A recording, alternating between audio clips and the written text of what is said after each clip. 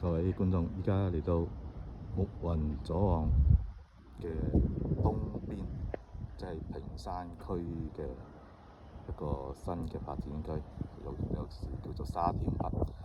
大家見到咧就係木雲左岸啦，見到而家鏡頭隨住向左邊擰咧，你見到兩座10幾層高嘅辦公大樓。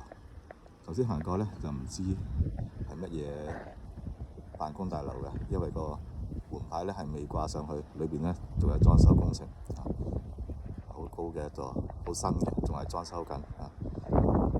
睇嚟呢排咧就係新田嗰個車輛段嘅辦公室啦，再行過嚟，再向東面，鏡向東面再影咧就好高嘅。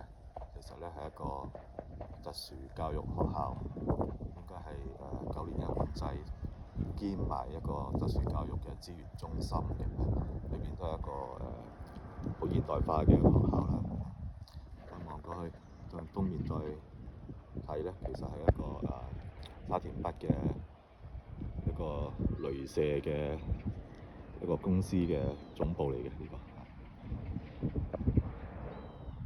再去咧就係一啲嘅高中嘅學校啦，見到有國旗嘅地方，見到有體育館英文啦 Gymnasium， 呢個就係嗰個高中嚇。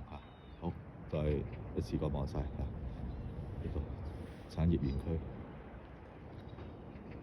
特殊教育學校、資源中心、新田嘅寫字樓同埋呢個新起嘅辦公大樓，有2座嘅嚇。就唔知2座有2座加一座細，唔知乜嘢嚟，未掛牌嘅，裝修緊。好，今日講到呢度啦。好。